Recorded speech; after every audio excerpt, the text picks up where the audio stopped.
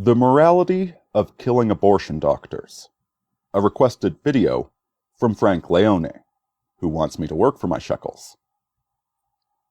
Now, this is the sort of question that people would prefer to ignore most of the time, particularly those who are opposed to abortion. Because if there's somebody who is making their living off of killing human beings, and the government's not doing anything about it, then shouldn't we be taking the law into our own hands? That's a question we're going to be addressing. And we're going to use a hypothetical for it because the question of abortion brings out way too much autism. I'm not going to be talking about when a zygote becomes a fetus, when it becomes a person, when it should be legal, or any of that. Because nobody else is actually talking about that. They're just using facts as a blunt weapon to use against the opposition. Instead, we're going to use a hypothetical. A clinic, a legal clinic, which is generally accepted by society, where doctors will euthanize the infants of women who no longer want to be mothers. 2-year-old, 3-year-old, 4-year-old infants being quietly euthanized because the woman no longer wants to be responsible. Because this is what the people who are opposed to abortion, this is what they view as happening.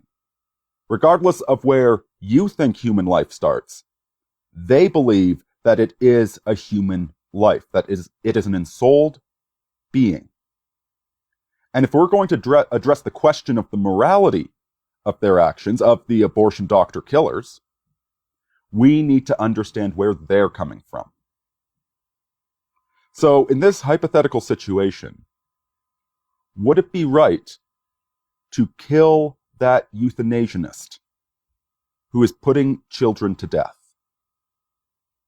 The easy answer, the pragmatic answer, is no.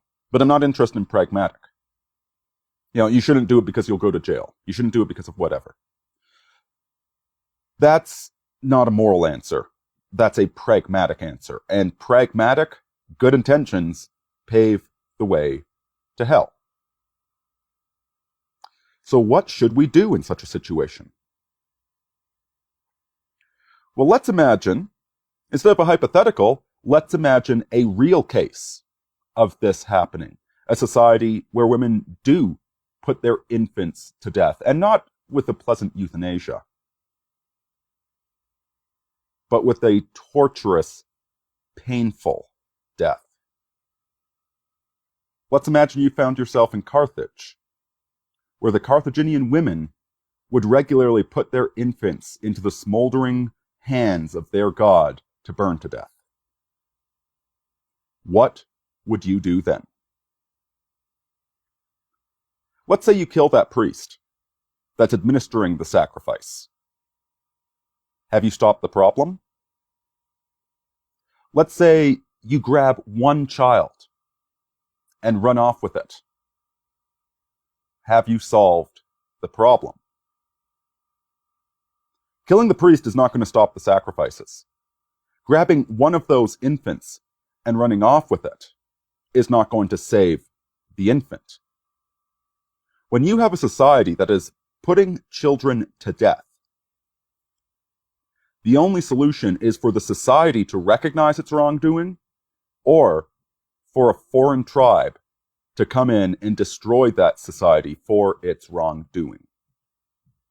And in the case of the Carthaginians, in the case of the Aztecs, that's exactly what happened. Let's consider death for a moment. Because the fact of the matter is the universe does not care about death. The universe is a fallen universe. We are living in a fallen world. Adam and Eve were not the first to sin, after all. To put this into colloquial terminology, life sucks, wear a hat. Earthquakes, tornadoes, flooding, all of this puts children to death all the time. And now if we're in a position to save one of those children, we should do what we can. But you can't save all of them. To ask if you're required to go save that one child being sacrificed by the Carthaginians or the Aztecs is to ask, should you, yourself, devote your entire life to trying to save children and adults who are being threatened by natural disasters? The fact of the matter is that we can't. We can't save everybody, not as individuals. But what we can do is contribute to a just society. Because this is a question of justice at the end of the day. How do we enact justice in an unjust society? And I think it's important to recognize that all societies are unjust to some degree or another. Justice is one of those ideals that we pursue as a civilization. It's a civilizational thing, not an individual thing. And if you try and impose, if you try and pursue your conception of justice purely through brute force, then what you are pursuing is a form of tyranny. This is why slaves were commanded to obey their masters. Not because slavery was a good institution, but because we are commanded to follow the dictates of our society. We are also expected to be better than our society, but we are not supposed to be undermining it. In fact, it's not until you already have a shadow government, like the American rebels did, when they rebelled against an unjust king, they already had a replacement civilization ready to take hold. They were just throwing off the foreign shackles of power. And if those foreign shackles had been allowing the murder of infants, that would have been yet another reason to overthrow King George. But if you don't have a replacement civilization, if you don't have a network of civilized human beings willing to take over the role of government, then the revolution becomes a revolution. It moves in a circle, and you're just replacing one tyrant with another who's probably going to be a lot worse. This is what the French found out when they overthrew their monarchy. And this is what you'd be doing if you were to go kill an abortion doctor. You don't have a civilization to replace it. You don't have a system of courts and laws to maintain order. So, sure, you get revenge against that one individual doctor. But either you throw all of society into chaos, or you've accomplished nothing and the abortions are still going on. It's the exact same question as the superhero question. Why doesn't Batman kill the Joker? Because the Joker has been responsible for numerous deaths. But Batman never kills him. He just captures him and then hands him over to the cops. And it boils down to the fact that the question isn't why doesn't Batman kill him? The question is, why don't we kill the Joker? Why do we allow him to get away with this? Why do we allow abortion? Justice is a civilizational trait, not an individual calling. So what are we supposed to do in the meantime when we have this celebration, this just reckless enormity, where we're killing off a generation and then realizing we don't have enough people to replace ourselves? Well, we need to realize what's going on with all of this. We need to address the root of the problem. And I don't think protesting at abortion clinics really does that. If anything, it might cause a doubling down. You see, most women that get abortions do not realize that it's sinful. And it is very sinful. Up until recently, thank you, alleged Pope Francis, up until recently, a woman would have to go to a bishop to receive forgiveness. Not just any priest could do it if she had an abortion. It still is a very serious topic. But most women don't realize that. Most women have never really thought about it. In fact, they probably planned to never have an abortion, but it was always there in the back of their mind. It's been put there as the last, the last string, the backup emergency chute, which of course encourages them to be slightly more reckless than they would otherwise be. The same way, if you're driving in a car with anti-lock brakes and airbags, you are going to be driving slightly more recklessly than if you're driving in a car without. And so they get pregnant when they don't expect it. They've never put serious thought into it. And they're desperate. And on the one hand, you have the anti-abortion activists throwing judgment, throwing anger at them. And you have the abortionists saying, don't worry, we'll make everything okay. And so it's an absolutely vicious trap for them to fall into.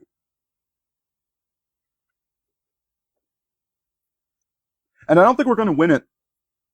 Well, not through the moral arguments that it's a human life. Because, I'll be honest, I have trouble getting outraged over the morning after pill. Or against feminine birth control pills, which actually what they do is they prevent a fertilized zygote from adhering to the uterine wall. They don't stop the fertilization, they just stop the implantation. And so it effectively is a morning after pill. Now, I believe these are wrong, but I have trouble getting morally outraged the way I do about somebody like Kermit Gosnell. And it's really hard to convince people to be morally outraged over this. So what's the fundamental problem with the birth control that leads to abortion? The problem is the idea of sex without consequences. The problem is that we want to live in a consequence-free world. We want a world where you can have sex and it's completely divorced from pregnancy, where it's divorced from emotions and love. We want to pretend that people can have casual sex without having broken hearts, without growing callous, embittered over the years. We want to imagine that we can have sugar-free sodas and that whatever ailments we develop, the doctor can give us a magic pill.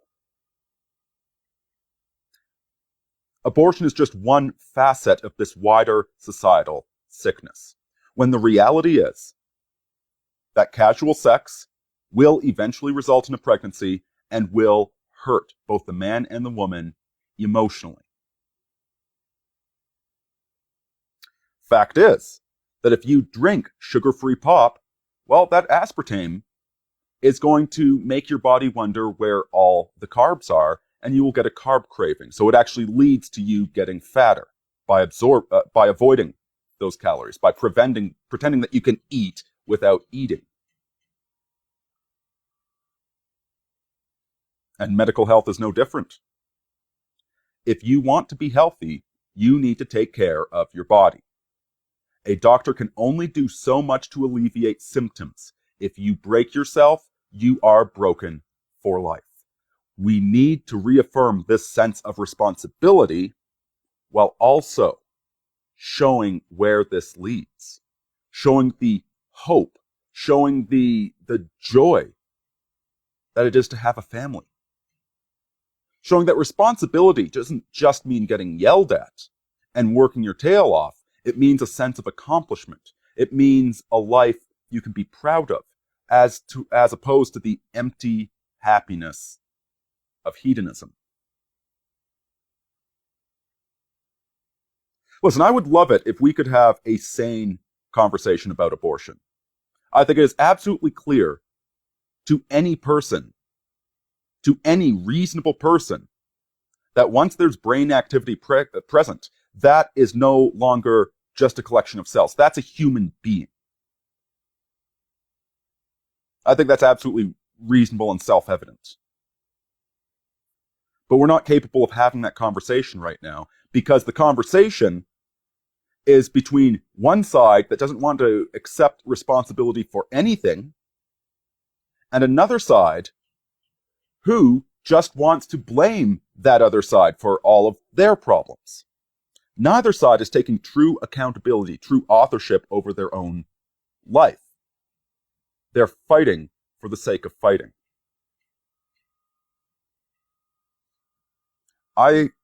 So I would say that no, killing an abortion doctor accomplishes absolutely nothing. It is you saying that your sense of justice is superior to everybody else's. And that if you had the power, you would make yourself a dictator. Because if you're willing to you're making yourself a dictator over one person's life, why not everybody's lives? That's what you're saying. Your own opinion is the absolute most important opinion. You know God's will, and you are willing to kill to do it. So no, that's not right. That's not living righteously. And ultimately, that's what we need to do, is to live righteously, to speak the truth, and to show people what they're missing. To live good lives ourselves, and then to help others live that good life as well. If we want to end abortion, it starts with each one of us and our own daily decisions. Thank you very much for the requested video, Frank. If any of you want to challenge me on a similar topic or anything else, link down below for that. Anyways, this has been Aurini. Stay warm. Deus Volt, folks. I'm out.